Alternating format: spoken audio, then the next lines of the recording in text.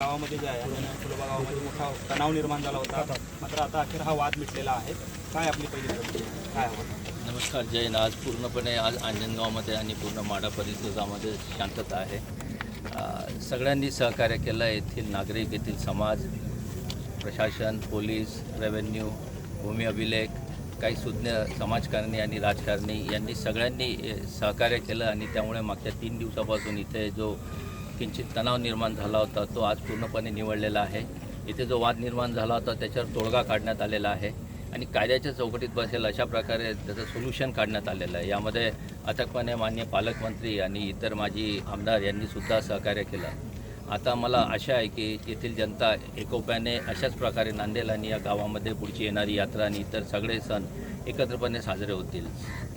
मला अजून इथे सांगावं वाटतं की इथे ज्या प्रकारे काही घटकांनी बाहेरून येऊन शांतता बिघडवण्याचा प्रयत्न केला किंवा त्याच्यामागे फूस लावण्याचा प्रयत्न केला, यांचा नक्कीच पोलीस खात्यामार्फत शोध घेण्यात येईल. एकूण 6 गुन्हे आम्ही इथे दाखल केलेले आहेत आणि या गुन्ह्यांमध्ये जो कोणी इन्व्हॉल्व असेल, ज्यांनी कोणी फंडिंग केलं असेल, ज्यांनी कोणी सोर्स वापरले असतील किंवा इतर जिल्ह्यातून येऊन इथे कोणाला प्रोत्साहन देऊन गुन्हे घडवून आणले असतील तर नक्कीच त्यांचाही शोध आम्ही घेऊ आणि त्याच्यासाठी आमची यंत्रणा कार्यरत झालेली आहे. आज आम्हाला इथे विविध प्रकारच्या उपाययोजना 2 दिवसापासून कराव्या लागल्या. आम्हाला बाहेरून इथून पोलीस मुख्यालय मुंबईतून पाठिंबा मिळाला, तिथून आम्हाला मनुष्यबळ पुरवण्यात आलं.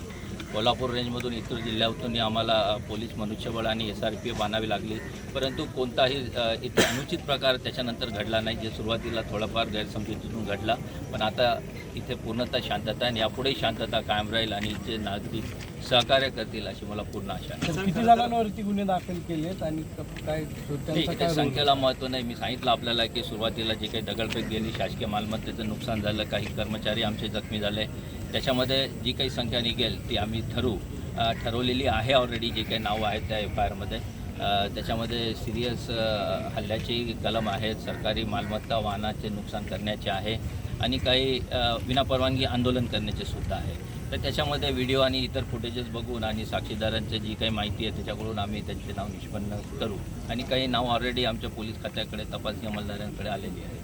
सर, ज्या ठिकाणी जे रास्ता रोको करण्यात आलं, 2 दिवस ठिय्या देण्यात आला, त्यामुळे रस्त्याला अडथळा निर्माण झाला, त्या संदर्भात काही गुन्हे दाखल होणार आहेत किंवा झाले? आम्ही तेच आपल्याला सांगितलं की विनापरवानगी आंदोलन ज्यांनी केलं ते सगळ्यांवर गुन्हे दाखल आहेत आणि उर्वरित अजून काही शिल्लक प्रक्रिया असेल स्टेशन डायरीमध्ये आम्ही नोंदी केलेल्या आहे, तर त्याचाही आम्ही मागोवा घेऊ. त्याच्यातूनही CCTV फुटेज आमचे इच्छा अधिकारी आणि SP पुन्हा बघतील आणि त्याच्यात गरज असेल तर नवीन गुन्हेसुद्धा दाखल करू.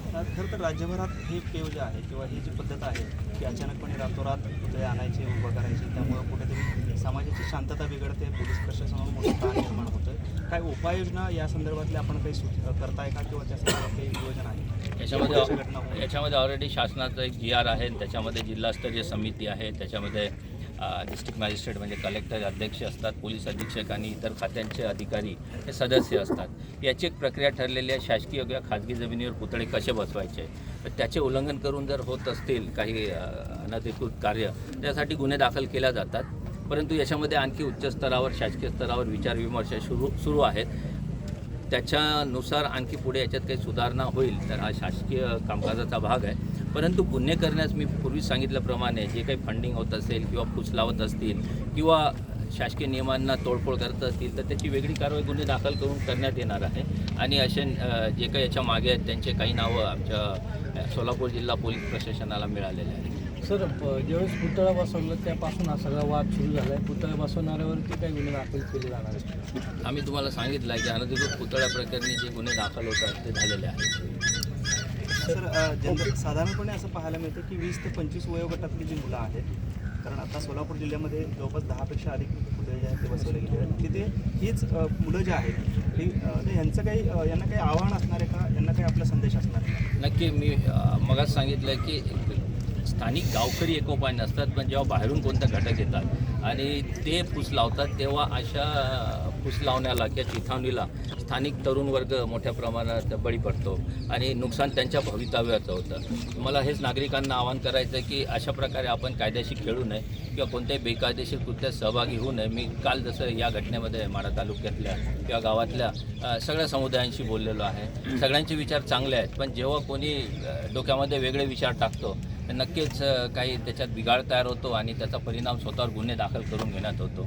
त्यामुळे माझी विनंती आहे की आपण प्रसारमाध्यमांनी सुद्धा विधायक कार्याला प्रोत्साहन द्यावे आणि जे कोणी उघडपणे प्रसिद्धी माध्यमावर शिवीगाळ करतात कृपया त्याचं प्रसारण आपण करू नये. आपल्यालाही विनंती आहे आणि सगळ्या नागरिकांना विनंती आहे. धन्यवाद. जय हिंद. सर मोजणी करायला आलेल्या मोजणी अधिकाऱ्यांना लक्ष्मण हाकेंनी गच्चीला पकडलं, तर त्या संदर्भात पोलीस प्रशासन काय गुन्हा दाखल करणार आहे?